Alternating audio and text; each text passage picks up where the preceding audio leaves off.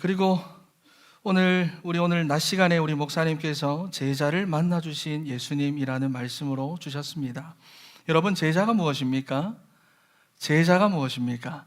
제자는 장사꾼과는 다릅니다. 장사꾼은 예수를 팔아서 자기 먹고 살 궁리를 하는 사람이지요. 하지만 제자는 나를 들여서 예수를 사는 사람입니다. 믿습니까? 장사꾼은 내가 어떻게 하면 잘 먹고 잘 살 수 있을까? 내가 어떻게 구할까? 어떻게 신앙생활하면 복을 받을까? 그렇게 살아가는 사람이지만은 제자는 내 모든 것을 들여서 주와 복음을 위해 살아가는 사람입니다. 하나님은 여러분들을 제자로 다 부르신 줄 믿습니다. 옆에 계신 분들에게 고백합니다. 하나님 당신을 제자로 부르셨습니다. 시작. 할렐루야. 여러분, 이게 빌립보 3장 8절의 고백이잖아요. 내가 그를 위하여 모든 것을 잃어버리고 배설물로 여김은 그리스도를 얻고 그 안에서 발견되려 함이라 그랬습니다. 여러분, 다른 것은 중요하지 않습니다. 복음이 중요합니다. 내 인생에 있어 가장 중요한 것 예수 그리스도의 복음입니다. 여러분, 그런데 누가복음 5장 말씀에서 예수님께서 처음 제자들을 부르실 때 그물질을 하던 그 바닷가로 예수님 찾아가셨습니다. 오늘 목사님 말씀을 하셨는데, 그리고 오늘 읽었던 본문인 요한복음 21장에도 보시면은 또 그 그물질을 하던 바닷가로 예수님이 찾아가셨어요.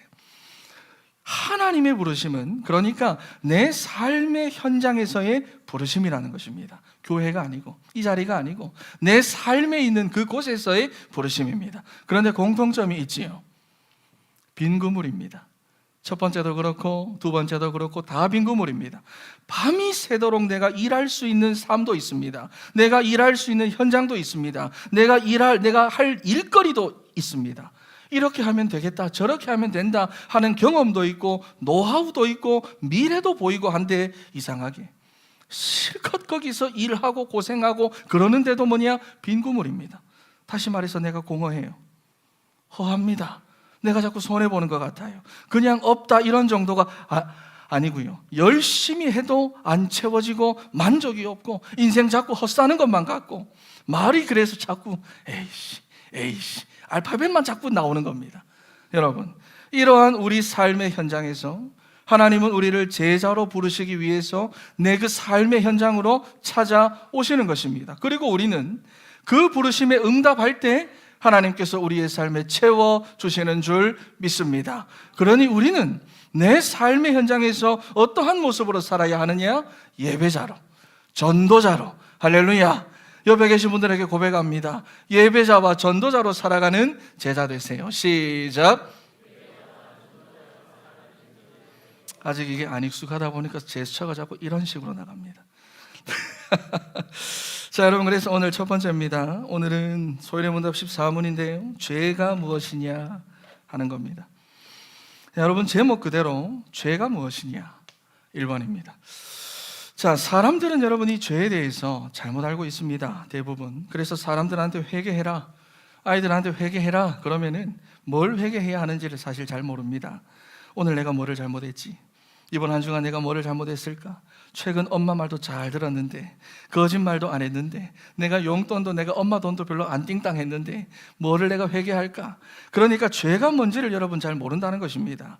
화면을 보면서 죄가 무엇인지 한번 읽어보겠습니다. 시작. 죄는 하나님의 법을 순종함에 부족한 것이나 혹 어기는 것이다. 아멘.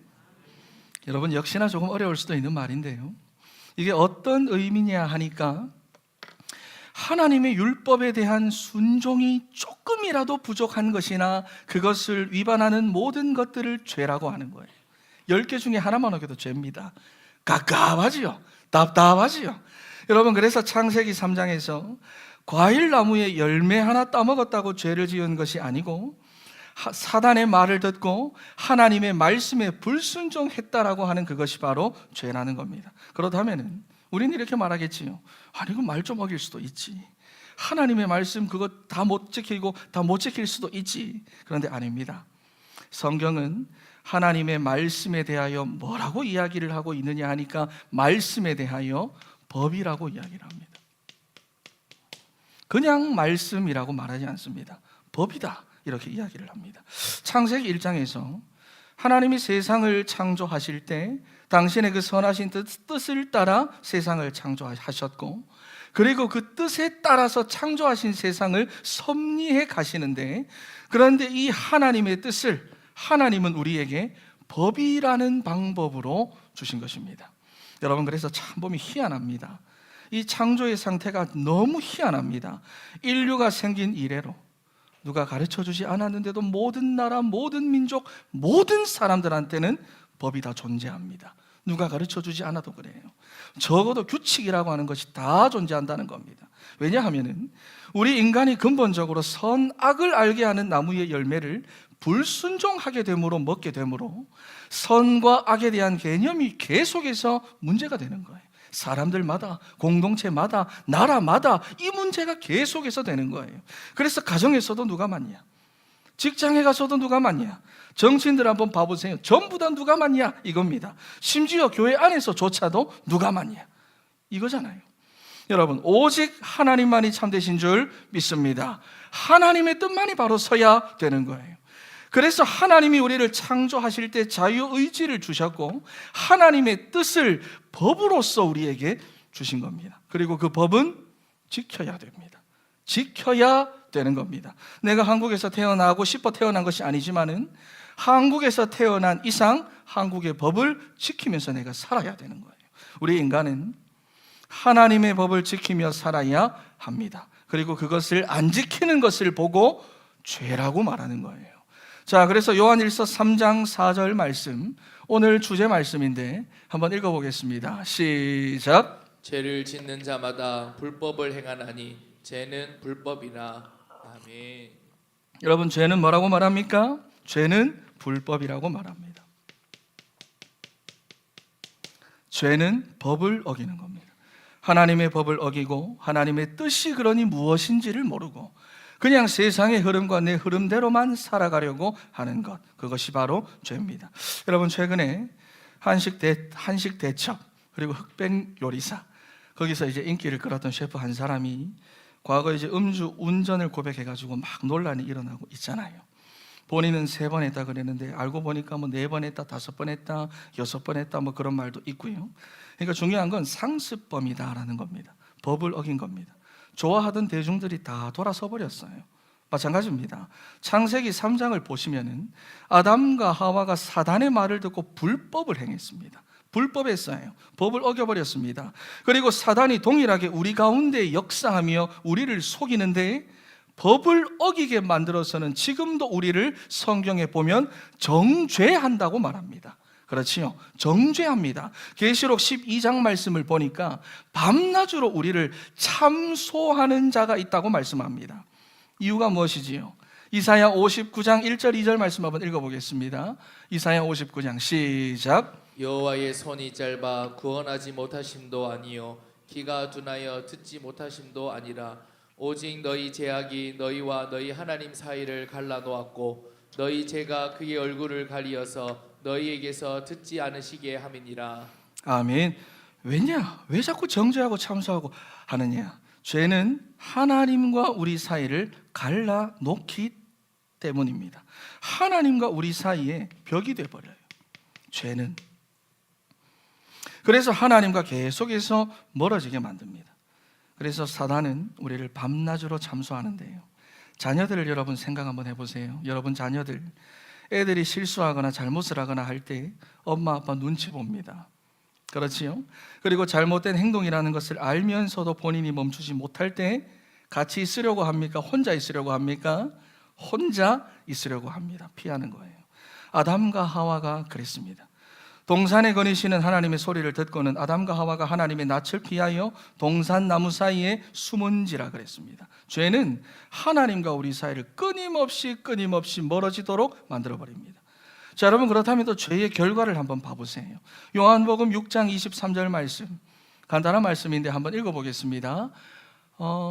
읽어보겠습니다. 시작. 죄의 삭은 사망이요 하나님의 은사는 그리스도 예수 우리 주 안에 있는 영생이니라. 아멘. 여러분, 너무나도 비참합니다. 죄의 결과가 무엇이냐? 내가 불법했다, 내가 범법했다, 하나님의 법을 어겼다. 거기에 대한 결과가 무엇이냐? 여기 보니까 사망입니다. 지옥입니다. 고통입니다. 불행입니다. 여러분, 이것이 바로 죄의 결과라는 것입니다. 그러니까 결국 우리는 우리의 그 자유의지를 가지고 하나님을 예배하고 하나님을 찬양하고 하나님과 함께하며 정복하고 다스리고 행복한 삶을 살아가는 그 삶을 스스로 내가 선택해서 포기하고는 사단의 말, 세상의 말을 듣고 죄를 선택하게 되었다는 것입니다. 법을 어겼어요. 여러분, 그런데 하나님께서 우리를 너무나도 사랑을 하셔서 내가 포기가 안 됩니다. 여러분들이 포기가 안 되는 겁니다. 옆에 계신 분들에게 고백합니다. 당신이 포기가 안 되신답니다. 시작. 잠 좀 깨세요. 시작.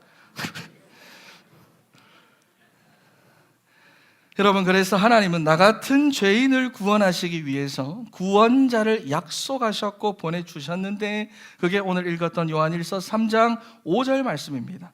우리 4절부터 해서 5절까지 다시 한번 읽어보겠습니다. 시작. 죄를 짓는 자마다 불법을 행하나니 죄는 불법이라. 그가 우리 죄를 없애려고 나타나신 것을 너희가 아나니 그에게는 죄가 없느니라. 아멘. 왜 오셨습니까? 죄를 없애려고.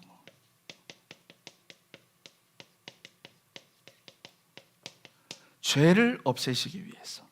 자, 여러분, 여기 보니까 예수 그리스도께서 우리의 죄를 없애려고 나타나신 것을 너희가 아나니, 여러분 알고 계십니까? 예수 그리스도께서 이 땅에 나타나신 이유가 여러분의 그 죄를 없애시기 위해서입니다. 왜? 죄는 불법입니다. 범법이에요. 하나님과 우리 사이를 갈라놓게 만들고 더 이상 하나님과 함께 할 수 없도록 만들어버립니다. 그리고 그 죄의 결과는 뭐냐? 사망입니다. 지옥입니다. 고통입니다. 불행입니다. 그런데 우리를 그 죄에서부터 건져주시고 그 죄를 없애주시기 위해서 누가 오셨느냐? 예수 그리스도께서 오셨다는 것입니다. 여러분, 이 사실을 알고 계십니까? 죄를 범하면은 대가를 다 치르거나 갚아야 합니다. 이 세상에도 죄를 지으면 대가를 치러야 하잖아요. 재판받아야 하잖아요. 그런데 사망, 지옥, 고통, 불행, 주님께서 오셔서 다 죄의 결과를 대신 치러 주셨다는 것입니다. 그런데 똑같은 죄인이 죄 문제를 해결하실 수 없기 때문에 여기 보니까 뭐라고 말씀을 합니까? 그에게는 죄가 없느니라 그랬어요. 죄가 없으신 분이 우리의 죄를 없애기 위해 오셔서는 다 해결해 주셨다 하는 것입니다. 자, 이사야 53장 5절에서부터 6절 말씀 한번 읽어보겠습니다. 이사야 53장 5절 6절 시작. 그가 찔림은 우리의 허물 때문이요 그가 상함은 우리의 죄악 때문이라. 그가 징계를 받음으로 우리는 평화를 누리고 그가 채찍에 맞음으로 우리는 나음을 받았도다. 우리는 다 양 같아서 그릇 행하여 각기 제 길로 갔거늘 여호와께서는 우리 모두의 죄악을 그에게 담당시키셨도다. 아멘. 아멘. 우리 죄를 짊어지시고 우리 대신 고난당하시고 고통당하시고 우리 대신 죽임을 당하셨습니다. 죄의 결과, 이 모든 죄의 대가를 주님께서 다 치루어 주셨다는 것입니다. 그리고 요한일서 3장 8절 말씀, 죄를 짓는 자는 마귀에게 속하나니, 우리 다 아는 말씀이잖아요. 마귀는 처음부터 범죄함이라. 하나님의 아들이 나타나신 것은 마귀의 일을 멸하려 하심이라 그랬습니다. 우리로 하여금 하나님의 뜻을 버리고 불법하게 만들고 범법하게 해서 죄악 속에 계속해서 살도록 한 배후에 있는 사단, 이 사단은 처음부터 범죄함이라 그랬습니다. 우리로 하나님을 떠나게 만들어서 자기한테 속하도록 만든 거예요. 그러니 여러분, 우리가 우리의 자유의지로 우리가 선택을 해서 죄를 지었지만은 죄의 배경에는 다 누가 있다? 누가 있다고 말씀을 합니까? 사단이 있다. 그런데 하나님의 아들이 나타나신 것은 이 마귀의 일을 멸하려 하심이라 그랬어요. 마귀의 일을 멸하려 오셨습니다. 여러분, 예나 지금이나 마찬가지겠지만은 무속이 여러분 정말로 인기가 많습니다. 그렇지요? 요즘은 정말 취미로도 하고 심심풀이로도 하고 하는데, 사람들이 터치 한 번만으로 또 클릭 한 번만으로 손바닥 안에서 쉽게 접할 수 있도록, 무당집에 굳이 안 찾아가도 되도록 쉽게 손바닥 안에서 다 해결할 수 있도록 플랫폼이 다 만들어져 있습니다. 그런데 여러분, 무속이라고 할 때, 무당이라고 할 때 무자가 어떤 무자인 줄 압니까? 위로는 하늘이 있고 아래로는 땅이 있고 그것을 이어주는데 누가 있습니까? 사람이 두 사람이 있어요. 이게 무자입니다. 그렇지요. 자, 그러니까 하나님과 우리 인간 사이를 이어주는 사람, 이 사람이 바로 무당이라는 겁니다. 여러분, 아니잖아요. 그렇지요. 하나님과 우리 사이의 유일한 중보자는 오직 예수 그리스도 밖에 없습니다. 다른 이름과 다른 사람, 다른 방법을 주신 적이 없어요. 그리고 그리스도께서 오셔서 우리의 모든 죄 문제를 다 해결해 주셨기 때문에 우리는 이제 그리스도 안에서 이 죄를 상대하고 해결하고 배후에서 역사하는 이 사단을 상대할 수가 있게 된 것입니다. 그래서 두 번째, 우리는 이 죄에 대해서 어떻게 상대하고 죄를 어떻게 다뤄야 하느냐 하는 것입니다. 여러분, 죄를 그냥 가만히 놔두면 안 됩니다. 죄의 흐름에 나를 그냥 가만히 두면 절대로 안 돼요. 자, 첫 번째 방법이 있습니다. 요한 1서 1장 9절 말씀 한번 읽어보겠습니다. 시작. 만일 우리가 우리 죄를 자백하면 그는 미쁘시고 의로우사 우리 죄를 사하시며 우리를 모든 불의에서 깨끗하게 하실 것이요. 아멘. 여러분, 우리가 이 죄를 어떻게 상대하고 어떻게 다뤄야 하느냐, 하나님이 주신 방법입니다. 첫 번째가 무엇이냐? 회개입니다. 여러분, 우리는 회개함으로 죄 문제를 해결할 수가 있습니다. 죄 문제는 해결이 되어버렸습니다. 죄의 결과는 이미 주님께서 다 치루어 주셨어요. 문제는 뭐냐? 죄라고 하는 그 자체입니다.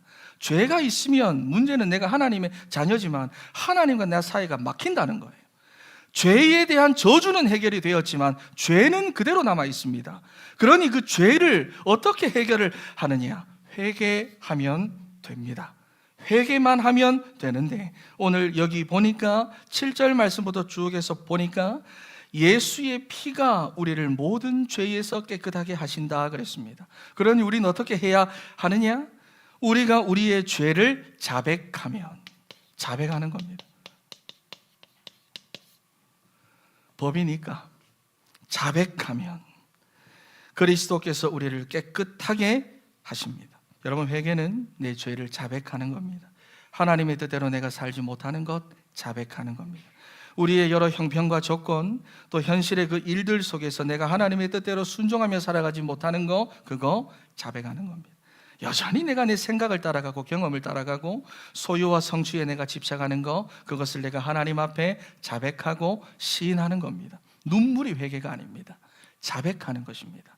부르짖는 것이 회개가 아닙니다. 자백하는 것입니다. 그리고 또 데살로니가전서 5장 22절 말씀입니다. 한번 읽어보겠습니다. 시작. 악은 어떤 모양이라도 버리라. 아멘. 여러분, 좋은 악이라는 것은 없습니다. 괜찮은 악 없습니다. 자녀들이 악한 길로 가고 나쁜 길로 가는데 부모가 가라, 네가 원하면 글로 한번 가봐라, 그런 부모는 없잖아요. 여러분, 그런데 이게 우리의 삶에는 좋은 악으로도 표현이 된다는 것을 아셔야 됩니다. 괜찮은 악으로도 표현이 된다니까요.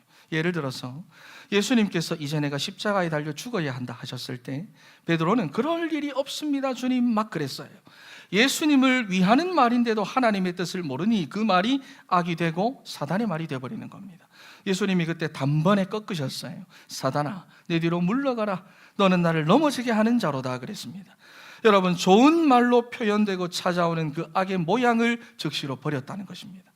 여러분, 아무리 좋은 말로, 아무리 나를 공감해 주는 말로, 아무리 나를 위로해 주는 말로 찾아오는 악이라도 여러분, 그 모양은 버려야 될 줄 믿습니다. 옆에 계신 분들에게 고백합니다. 악은 모양이라도 버려야 됩니다. 시작. 그리고 또 히브리서 12장 4절입니다. 읽어보겠습니다. 시작. 너희가 죄와 싸우되 아직 피 흘리기까지는 대항하지 아니하고. 여러분, 죄 때문에 인생의 죽음이 찾아왔고, 죄 때문에 불행해졌고, 죄 때문에 건강 문제, 경제 문제, 가정 문제, 내 인생의 모든 문제, 죄 하나 때문에 다 찾아온 겁니다. 우리가 지난 금요일에 출애굽기 17장을 봤잖아요.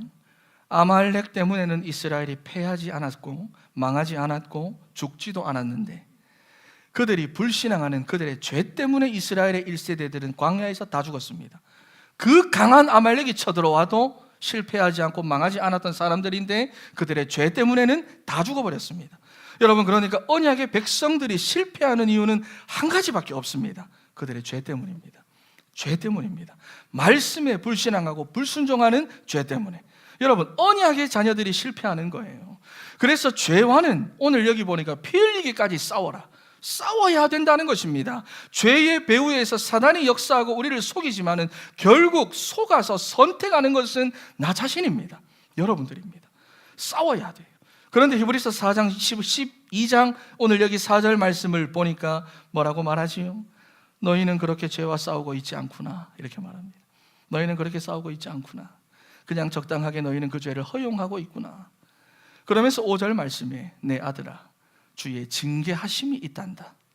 징계하심을 경히 가볍게 여기지 말아라. 그에게 꾸지람을 받을 때에 그때 너는 세상에서 낙심하지 말아라 라고 말합니다. 여러분, 죄와는 싸우셔야 돼요. 모양도 버리고 싸우셔야 돼요. 자, 로마서 8장 1절에서부터 2절 말씀 읽어보겠습니다. 시작. 그러므로 이제 그리스도 예수 안에 있는 자에게는 결코 정죄함이 없나니 이는 그리스도 예수 안에 있는 생명의 성령의 법이 죄와 사망의 법에서 너를 해방하였음이라. 아멘.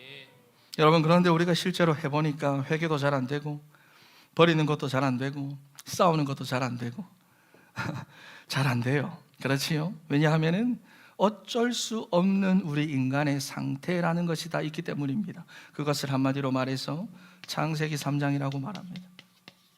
잘 안 돼요. 해야지 잘 안 돼요. 죄가 오히려 더 재밌고 잘 안 돼요.